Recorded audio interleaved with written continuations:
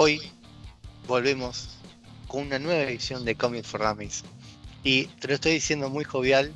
No, al contrario, te lo estoy diciendo un poco jovial. Porque esto tendría que tener un poquito más, un tono más así, porque vamos a hablar de cómics y de esas cosas que a mí tanto me emocionan y me gustan. A veces confundo los tonos de voz con difunta, porque con difunta hablo así como muy tétrico y eso. Pero no, esto no es difunta, esto es Comics for Dummies. Y hoy tenemos una edición un poco especial porque el 30 de marzo de 1939 se lanzaba el Detective Comics número 27, titulado El caso del sindicato químico. Fue la primera historia que se emitió de Batman y quiero leer un pequeño prólogo que tenía en su encabezado, que es: Batman, un personaje misterioso y aventurero que lucha por la rectitud y para apresar a los malhechores en una batalla solitaria contra las fuerzas del mal de la sociedad. Su identidad todavía es un misterio. Y esta historia es una historia chica, es un tipo de historia tipo pulp, se conocía, de unas 7 páginas, donde al final vemos que Bruce Wayne es Batman. Los dos personajes que se ven al principio en esta historia son los dos personajes más longevos de toda la historia de Batman. Uno es Bruce Wayne y el otro es el comisario Gordon. ¿Cómo comienza Batman? ¿Por qué comienza Batman? ¿Por qué esta sección? Porque hoy legalmente es su cumpleaños. ¿Por qué legalmente? Consideren lo siguiente: las tiras cómicas, las historietas, los cómics, los fanzines, etc., en su portada tienen una fecha. En este caso decía marzo. Pero consideren que el momento de edición, el momento de la distribución no puede ser muy coincidente, ¿no? Digamos, esto obviamente se planifica, se emite, pero bueno, se toma una cuestión legal, digamos, o oficial, el día 30 de marzo como la primera publicación de una historia de Batman. Y esto es un detalle no menor, el hecho que haya sido dentro del marco de los Detective Comics. O sea, estamos hablando de los primeros años de los cómics. No estamos hablando, esto ya tuvimos un episodio al principio de esta saga de Comics for Dummies, allá hace como varios, 2 años, dos años ya, donde hablamos sobre las distintas eras de los cómics. Acá estamos en plena era dorada, fueron los primeros. El primer personaje que tuvo una tira en Action Comics fue Superman. Batman viene 27 números después, con un auge de ciertos personajes que fueron apareciendo, pero este personaje, Batman, tenía algo que tal vez los otros no tenían, que era todo un traje. Llamó la atención el hecho del tema de ser un personaje medio misterioso, llamó la atención por hacer un traje completo, oscuro, imitando a un murciélago, y tuvo mucha popularidad, tan así que un año después fue una de las primeras historietas en tener una publicación oficial. O sea, en 1940 ya se estaba emitiendo el cómic Batman. Esto la verdad no fue muy común, tampoco no es muy común hoy en día. Y estamos hablando de Batman, digamos, el segundo personaje que tuvo una emisión casi en 2 tiras en paralelo, aún en las peores épocas de los cómics. El otro fue Superman, que fue su par. Batman dice que fue dibujado originalmente o creado por Bob Kane. Sí, es oficial. Bob Kane, tomando ilustraciones o, vamos a decirlo así, tomando inspiración de varios tipos de personajes, terminó creando Batman. Pero el costado que más nos interesa de Batman, que es el costado más tipo de detective, se lo dio Bill Finger. Bill Finger fue un escritor que conoció a Bob Kane que al revés, Bob Kane lo conoció a él y que le ofreció y le presentó el personaje. A Bill le gustó. Bill no era un escritor profesional, sino que tenía otra ocupación, pero se empezó a interesar y empezó también a co-crear el personaje de Batman junto con Bob Kane. Pero Kane, ni lento ni perezoso, cuando firmó con DC, su condición era que apareciese en toda portada, en toda referencia a Batman, creado por Bob Kane, que esto lo vimos no hasta hace muchos años. Él figuraba, de hecho, si por ejemplo ven los créditos de la Justice League, está Batman creado por Bob Kane. Y Bill Finger no aparecía mucho, hace un par de años se está tratando de darle el reconocimiento que Bill merece, porque dicho por el mismo Bob Kane, fue quien le otorgó al personaje ciertas formas, ciertas características a las cuales él no había apuntado. Él lo había considerado como un superhéroe más. Cuestión, Batman pegó. Y a los poquitos años ya Bob Kane estaba contando un montón de guita, tirándola, no, pero contando, sí, tiraba manteca al techo, porque en verdad él ya venía de una familia, no digamos que rica, pero tenía cierto nivel y le interesaba más el hecho de la tira diaria, ¿no? La historieta corta, la tira diaria, que el cómic en sí, ¿no?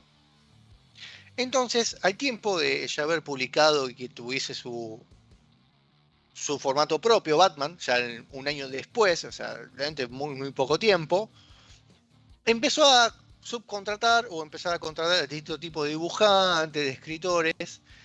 Bill Finger estaba en el medio, obviamente. Uno de los primeros dibujantes, y de hecho el que lo tuvo durante casi 20 años, de los que fue la época de la década del 40 al 60, fue Jerry Robinson, quien de hecho fue quien dio, ¿no?, la imagen del Joker. Jerry Robinson dibujó lo que es Batman 1, donde se presentan tanto el personaje de Joker como de Gatúbela, y de pronto tenemos la explosión del personaje, donde empezaron en esos 20 años a aparecer prácticamente todos los personajes que hoy conocemos, sus villanos, Robin, la Batichica, Batwoman, y como cualquier otra historieta de la época de Batman, sufrió tanto lo que fue la parte de la censura, pasándose de historietas donde tal vez Batman al principio jugueteaba un poco, que no tenía asentadas ciertas bases que hoy para nosotros es fundamental, o muy clásica, ¿no? Digamos, Batman hoy en día sabemos que no utiliza armas de fuego, utiliza tecnología, pero no exactamente armas de fuego, y no mata.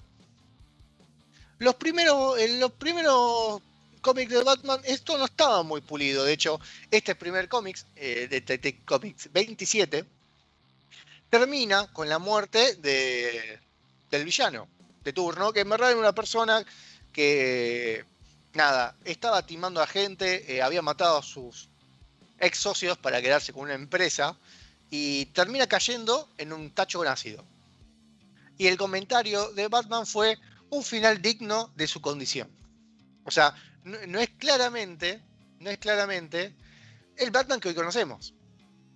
¿Pero por qué? Porque el personaje empezó de una forma y fue mutando.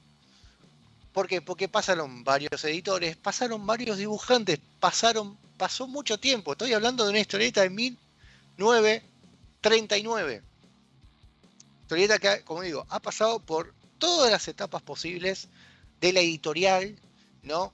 Donde vos tenías la Era de Oro, donde había como, se empezaban a conocerse esto de las historietas de los personajes. La etapa de plata, que podemos empezar a discutir cuándo empieza la Edad de Plata. Para el lado de Batman, la primera recaída fuerte, o esta Edad de Plata, comenzó en el año 60, en el año 1963, cuando empieza a tomar una nueva forma de dibujo, a mano de Carmine Infantino, quien en verdad le termina dando el aspecto de Batman que conocemos hoy. Antes era un dibujito un poco más cuadrado, digamos, era un poco más rústico. En esta época del 60, ya habiendo desarrollado varios personajes, ya casi teniendo la salida del primer Robin, de Dick Grayson, pasando ya a una etapa de Nightwing, ya todo eso pasado, consideren que pasó 30 años. Estoy hablando de la primera época grosa de Batman, fue sus primeros 30 años. Hasta 1980, 1985, fue una época en la que se trató de recuperar las primeras historias de Batman, donde Daniel O'Neill trató de llevarlo otra vez a la parte más de investigación, a la parte más de detective, que eso se había perdido con los años. Porque, como todo, empezó a sobrevenderse, a buscar un público más infantil, empezaba a ver más animación, las historias eran más de día, el tema de la censura fue muy fuerte para muchas historias, historietas en verdad, o personajes, en el caso Batman. De hecho, un detalle muy, muy interesante, la incorporación de Batwoman y Batchica o Batgirl, en verdad no era exactamente la Batchica que conocimos después, vino porque la censura empezaba a tildar a Batman y a Robin de una pareja medio extraña. A ver, consideremos. Una persona mayor adopta a un chico que quedó huérfano. Esta persona mayor es un hombre rico, solitario, playboy, ahí todo galando. Empezó a generar medio sospechas.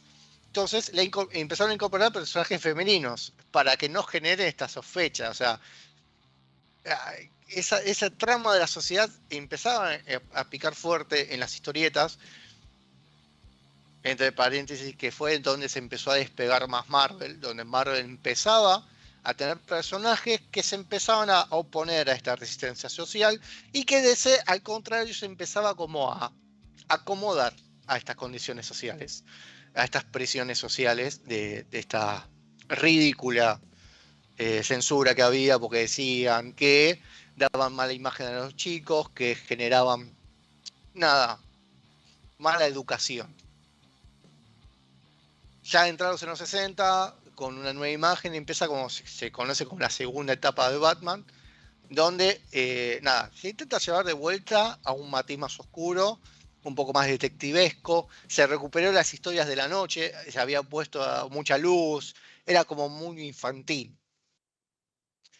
Y entre lo que es el 63 y el 85, medio que no pasa gran cosa. El Batman que conocemos hoy en día, lo que nosotros conocimos como Batman, digo nosotros, yo particularmente, y me imagino que mi generación también, viene por todo lo que pasó entre el año 1985, 86, 87 y 88, llegando un poquito al 89.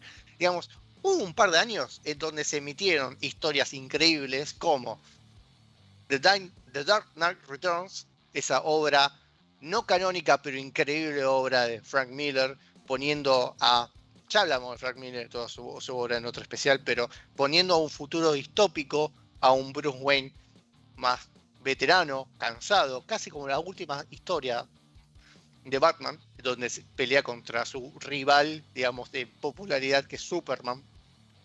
Tenemos luego, obviamente, Año 1 de Frank Miller, escribiendo, dándole un matiz mucho más oficial de detective, más maduro al comienzo de Batman, que hasta ese momento era el mismo, pero contado con más liviandad.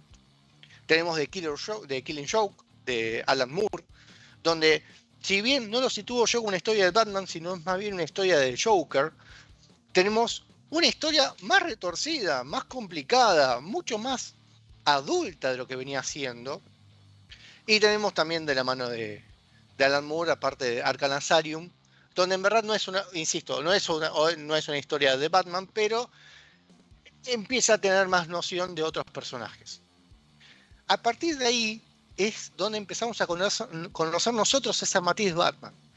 Una matiz más oscura, un Batman que ya no era tan detective, o mejor dicho, era detective, pero ya tenía un costado un poco más intrincado psicológico, donde sus problemas eran más evidentes. En esta época, por ejemplo, tenemos una muerte en la familia, donde muere Jason Todd.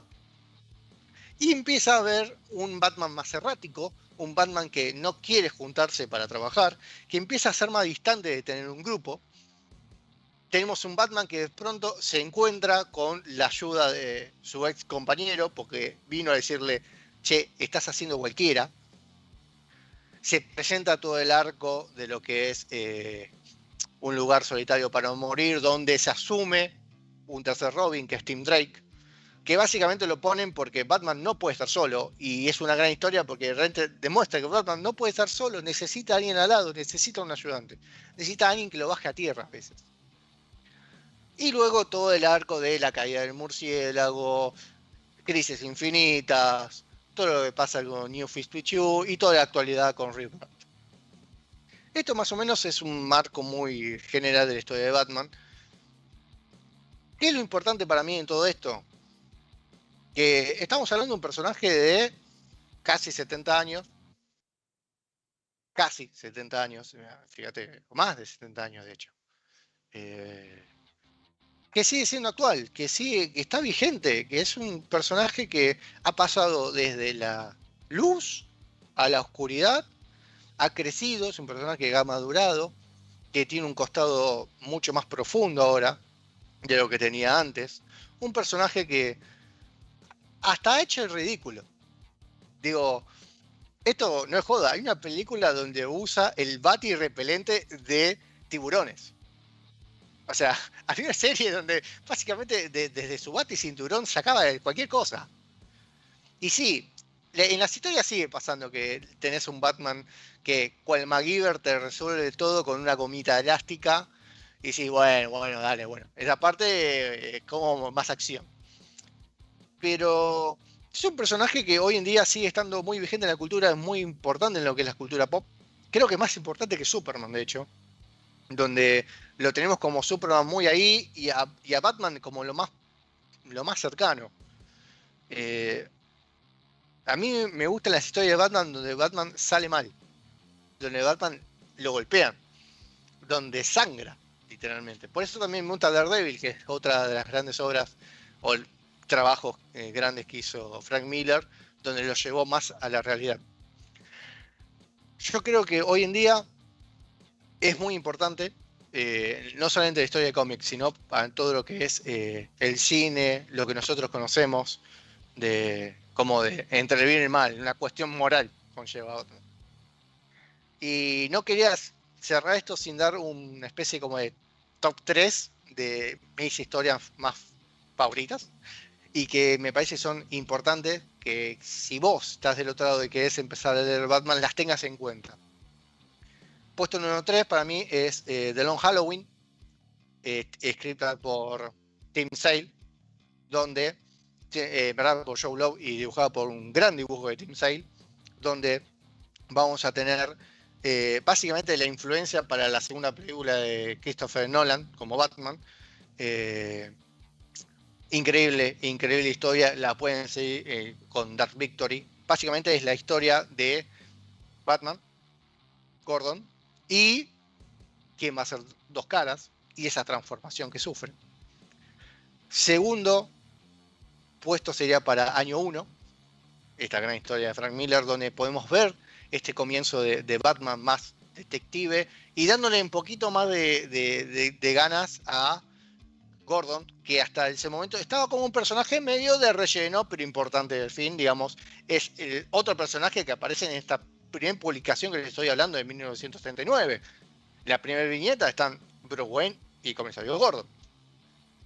Y luego, en un compartido puesto 1, está todo el arco que sucede en The New 52, este arco que maneja Snyder, no el director, Snyder, el guionista de cómics, que empieza con A Death of the Family, la muerte de la familia, donde el Joker ya ataca directamente a toda la familia, la Batifamilia, para llamar la atención de Batman. Se gestiona ya todo lo que es la relación, se explota todavía más la relación Batman-Joker, y todo el arco que termina obviamente con Endgame, donde cierra con esta relación. Se le pone un punto a la relación Batman-Joker.